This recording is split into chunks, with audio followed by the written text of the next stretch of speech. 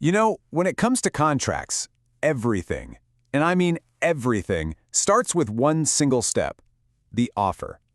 If you get this part wrong, the whole agreement can just fall apart. So today, we're going to break down exactly what makes an offer legally valid. And pay attention, because this is easily a 15-mark question on your next exam. Let's get right into it. Okay, let's kick things off with a little thought experiment, something you've probably done 1,000 times. You walk into a shop, you see a price tag on an item. So here's the question: is that shop legally forced to sell you that item for that price? It seems pretty straightforward, right? But the legal answer? Well, it might just surprise you. We'll have the definitive answer by the end of this.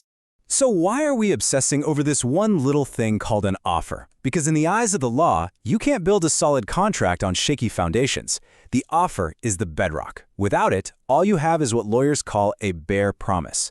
There's this old Latin saying, ex nudo pacto non oritur actio, which basically means you can't drag someone to court over a promise that has nothing backing it up. It's just empty words. Understanding this is what unlocks the whole process. All right, to really get a grip on this, we've got to go straight to the source, to the rule book itself. Let's see exactly how the Indian Contract Act defines an offer. Here it is, Section 2A. It gives us the precise legal formula. And if you look closely, there are two magic words here: willingness and assent. This tells you an offer isn't just some casual suggestion, right? It's a very deliberate move with a clear legal purpose: to get a yes from the other person. Okay, so the definition is great, but how do you spot a valid offer out in the wild? Well, the law gives us a kind of checklist, these essential pillars. If even one of them is missing, the whole structure can come tumbling down. Let's break them down. First up, certainty. Section 29 makes it crystal clear. Vagueness is the absolute enemy of a valid contract. Think about it. If I say, hey, I'll sell you some oil, what does that even mean? A court can't enforce that. Is it cooking oil? Crude oil? A single bottle or a whole tanker? For how much? See, if the terms aren't definite, there's no deal. It's that simple.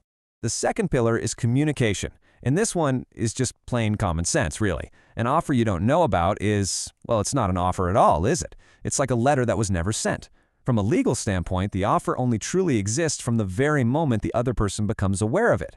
And this right here, this is the whole journey of a contract, laid out from start to finish. Our topic, the valid offer, that's the very first domino. If it doesn't fall, none of the others do. Step 2, 3, and 4 can't happen. The journey stalls before it even begins. Okay, buckle up because this is a big one. It's the difference between an offer and an invitation to offer, and it trips up so many people. Here's the easiest way to think about it. The price tag on a product in a store, that's not an offer. That's the store inviting you to make them an offer. The actual offer happens when you, the customer, take that product to the counter and say, I'll buy this. It's a subtle distinction, but it's absolutely critical. Now, these rules didn't just pop up out of thin air. Nope, they were hammered out in courtrooms over real disputes with real people.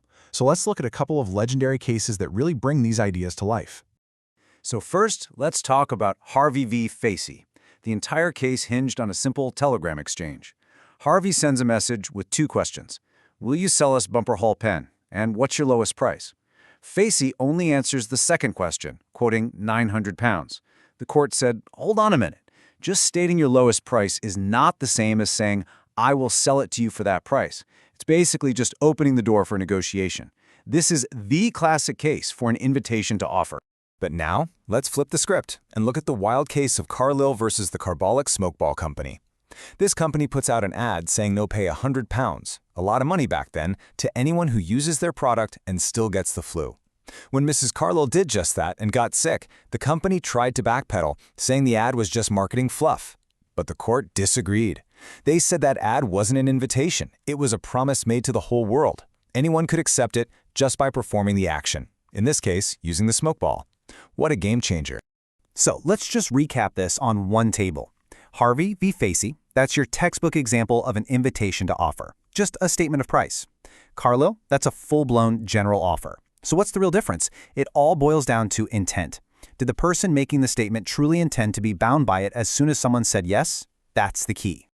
Okay, deep breaths. We've covered the law. We've walked through the classic cases. Now let's put it all together. This is the stuff you absolutely need to have locked in for your exams. All right, for that potential 15-mark question, here's your game plan. You start with a definition from Section 2A. Then, you immediately hit the essentials. It has to be certain, that's Section 29, and it must be communicated. Then, and this is the killer point, you have to nail the distinction between an offer and an invitation to offer. Use Harvey versus Facey to explain the invitation. Use Carlill to show what a general offer looks like. And that, finally, gives us the clear answer to our very first question. That price tag in the shop, it's just an invitation to offer. You are the one who makes the actual offer at the checkout counter. And I'll leave you with this one last thought to chew on.